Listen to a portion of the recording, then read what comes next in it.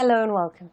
Our top focus remains on the escalating crisis in the Democratic Republic of Congo. Rwanda-backed M23 rebels have pressed deeper into the eastern DRC, entering yet another town amid continued offensive. Now, this comes despite a surprise meeting in Qatar between Rwandan President Paul Kagame and his DRC counterpart Félix Tshisekedi.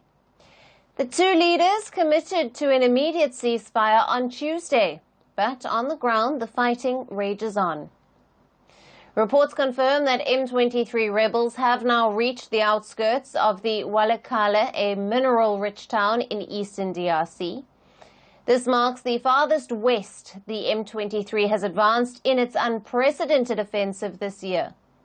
Walikale sits just 125 kilometers northwest of eastern DRC's largest city, Goma, that the rebels seized in January.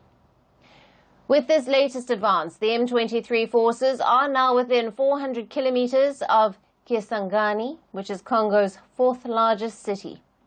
The rebels have also taken control of Bukavu, the capital of South Kivu province. The escalation has dealt a major blow to hopes for a ceasefire, which had been ignited after the Doha talks. While leaders agreed to de-escalate, the terms remain unclear. The joint statement from talks did not outline specific conditions for a ceasefire. Reports indicate that the Doha talks were informal and not intended to replace the existing peace initiatives. The DRC residents, meanwhile, expressed their skepticism over the surprise talks. The meeting between Félix and Kagame cannot bring peace. The essential thing would be to involve other political actors in this matter. Meeting behind closed doors can lead to agreements that won't really benefit Congo. But if they included these political actors, these patriots who care about the country's future, they can help each other establish lasting peace in DRC.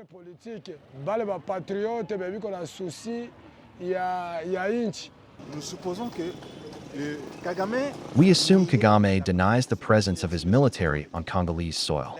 The fact that he agrees to meet with heads of state, I suppose he recognizes that Rwandan military are on Congolese soil. I believe if he agrees to remove his troops, this will be progress regarding peace in DRC.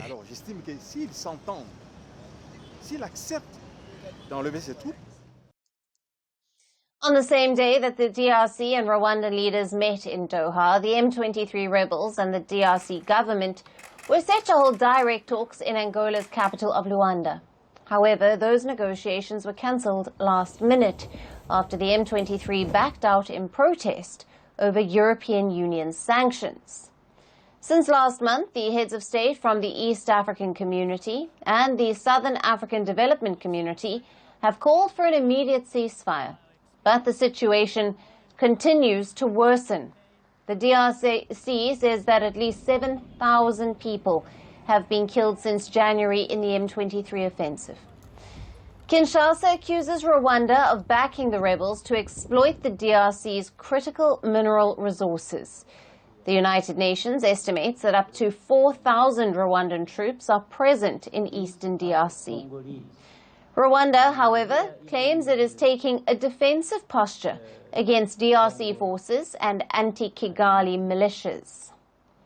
Despite increasing international pressure, Kigali remains defiant. However, Qatar's mediation brought hope for a tone change. Qatar, which has mediated in several global conflicts, is a strategic ally to both the DRC and to Rwanda. In recent years, it has signed multiple investment agreements with Kinshasa and Kigali. Qatar is also funding a new airport hub near Rwanda's capital, worth more than $1 billion. While Qatar has successfully brought both sides to the negotiation table, the M23 offensive continues. How will it further complicate the DRC crisis?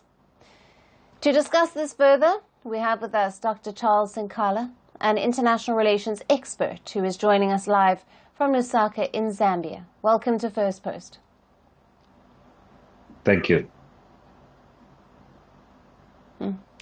Now, what does the M23 rebels' continued advance despite the Qatar-mediated ceasefire call, reveal about the effectiveness of the diplomatic efforts between the DRC and Rwanda? Thank you very much for having me. It is a statement one who also want to ask why have they continued after so many peace talks that has happened, whether from the SADC region, continental region, and as well as independent mediation that has happened. But we also need to analyze and question the questions that many others are questioning in terms of is the M23 the only problem in Rwanda and I mean in DRC that is been alleged to have been backed by the Rwandanese government, or there are other forces as well which are making the peace talks not to yield any results, and those are the issues that we may have to look at in the future.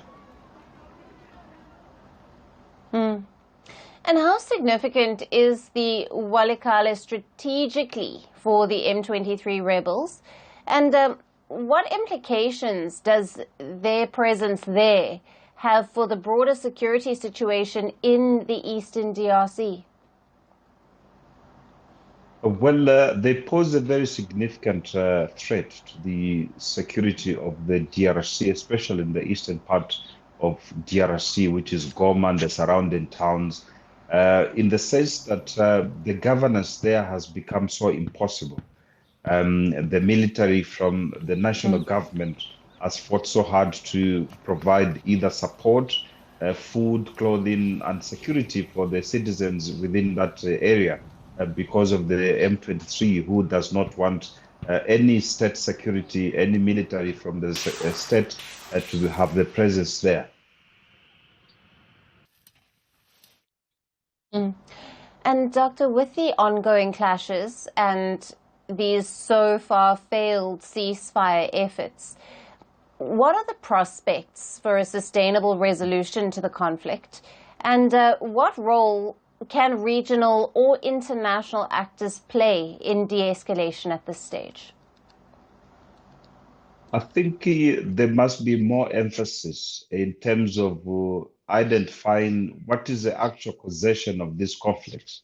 In the absence of them identifying and understanding the actual causations of these conflicts, it will be impossible to stop these conflicts from escalating further. I see the concentration, like I've mentioned, has been solely on the M23, but there's more than 150 militia groups that are in DRC, sponsored by a lot of organizations. We also saw and understood that there's also mercenaries who has been employed by private military and security organizations to provide security to protect their mineral wealth there. We can only see the light to the peace talks and the subsequent the de-escalation of military once we identify the actors who are perpetrating these conflicts. Right.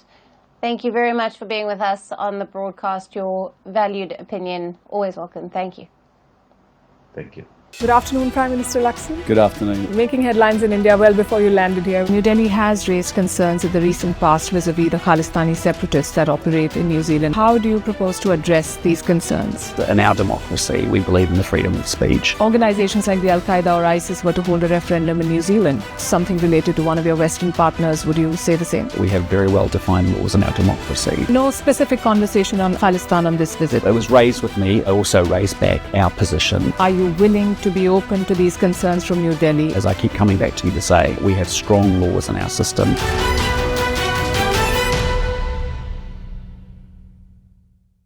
Do you think that Ukraine is at its weakest position? This war is not about Ukraine. Do you believe that your president was insulted? Yes or no question.